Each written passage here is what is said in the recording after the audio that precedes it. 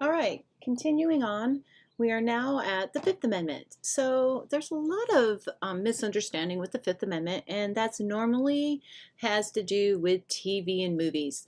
One of the TV shows that I think is really has it right on with what cops do and how that process after they investigate or detectives goes to um, be prosecuted is Law and Order. But the one thing they don't have right is Miranda and the Fifth Amendment.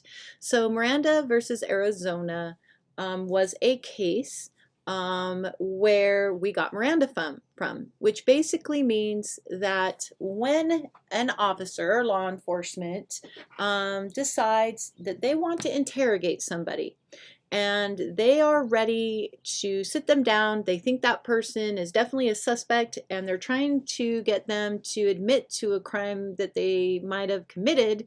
That person has to be read Miranda, because that person has to know and understand that they don't have to talk to the cops, that if they do want an attorney, they can get one. If they can't afford one, one will be assigned to them, and they can remain silent. That's what Miranda does. And a lot of times with Law and Order, I will see, before that gets turned over to the law, to the prosecutor's office, to the DA, the district attorney, to be prosecuted, you'll see the officers or the detectives put handcuffs on and read Miranda as they're walking them to the car. That's not how it works. You read Miranda before you want to question somebody. So a lot of times, most commonly I've seen where, and I've had this happen to me, where suspects, I will see them speed, or I will see them steal something, and I'm arresting them. I already have my probable cause. I've already arrested them. I'm not going to question them because I saw the crime happen, and they'll say, you can't arrest me without reading Miranda. And that's kind of not correct, because the only time you have to read Miranda is when that person's not free to leave and you're trying to interrogate them. So if I've already seen you commit a crime and I'm not going to interrogate you trying to get you to admit to the crime, I don't have to read you Miranda. So anyhow, these slides pretty much, and you can pause at any time, go over the Fifth Amendment and how it works and how your book really covers it as well.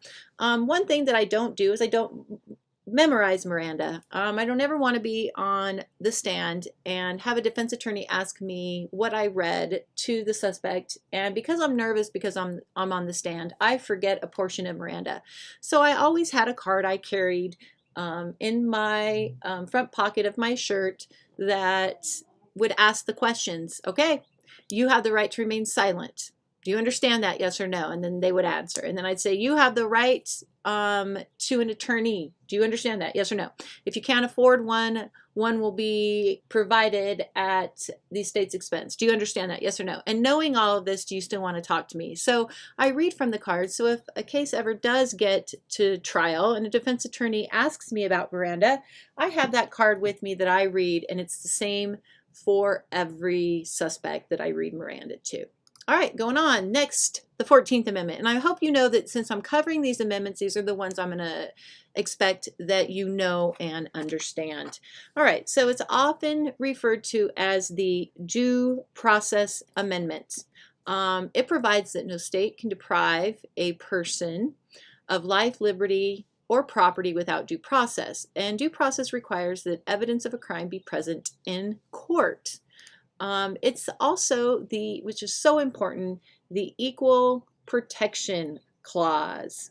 It applies to police in that it prevents both the federal government and all states from denying the protection of the law to any groups of persons by making it arbitrarily unreasonable distinctions based on race, religion, gender, and national origin. This is an amendment, is the basis for a good deal of civil rights legislation.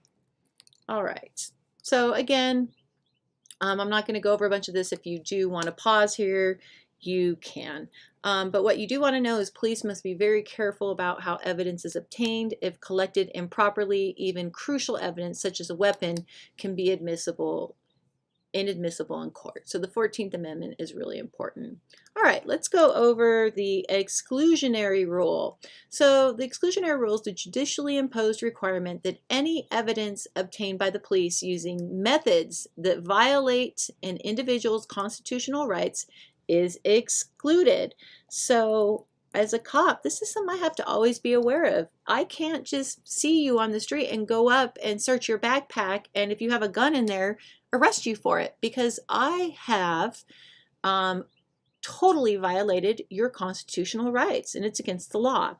All right, so that's an important one you want to know. Another one is fruits of the poisonous tree, and this is a good one because I learned it and I remembered it as a cop, that if you find evidence because you did something wrong and violated somebody's rights, whatever evidence you found, so whatever fruit on that tree you found, is inadmissible.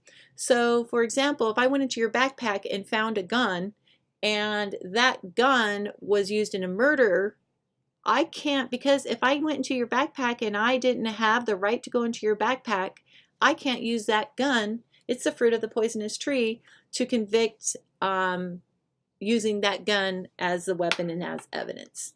All right, so one of the most famous cases to explain, and you do want to remember this, on the exclusionary rule is the Mapp v. Ohio case.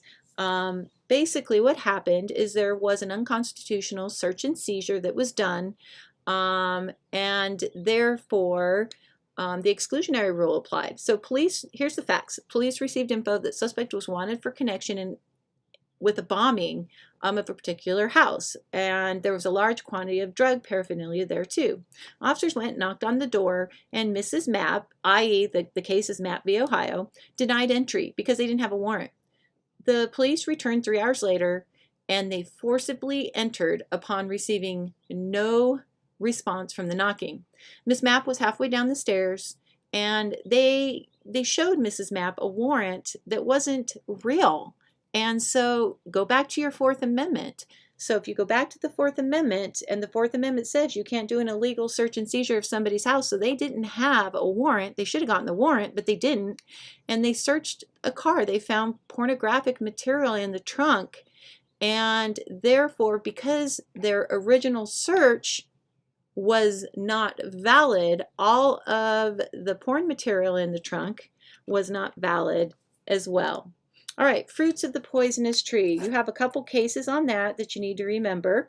You know that you don't have to remember a lot of cases in CCJ 241, but there are some important ones. We've covered the Terry v. Ohio, which is the reasonable search. Also, another one you want to know is we just covered Mapp v. Ohio, which is for the exclusionary rule. And right now we're going to cover fruits of the poisonous tree. There's 2 cases you want to know, and that's Wong Sung v. U.S. and Atterburn v. State. And basically, in the cases, police were investigating a person for theft of a motor vehicle and learned that Atterburn was associated with the suspect. Atterburn was seen near the car parked at a motel. Police stopped him, and according to the Supreme Court's view of the facts, required him to go to the police station for questioning. At the station, he consented to a search of his person, which turned up drugs for which he was convicted. The court said that even if the consent to the search at the station was lawful, the drugs would have been suppressed because, again, fruits of the poisonous tree, prior action of the police amounted to his arrest, and without probable cause, the consent, which was the fruit, violated the Fourth Amendment. All right, another case that I want you to know about, it's not listed here, but is Tennessee v. Garner. Tennessee v. Garner is another important police case. There's about 5 of them that states that officers cannot shoot a fleeing suspect in the back if that suspect is not presenting harm to the officer or the public. So, for example, if an officers in Tennessee v. Garner showed up at a house and saw Garner in Tennessee burglarizing house, and as he ran away, the police shot him, which was allowed at the time. But because of Tennessee v. Garner and the Supreme Court ruling, officers no longer could legally shoot somebody in the back unless, for example, let's say there was somebody, Columbine, where you had teenagers shooting up a school. If you had teenagers shooting up a school in an active shooter situation and they were shooting people and they were walking away, that would be an example of what would be a justified shooting in the back, where Tennessee v. Garner would not apply. All right, I'm going to stop here and we'll see you for the last video in this series.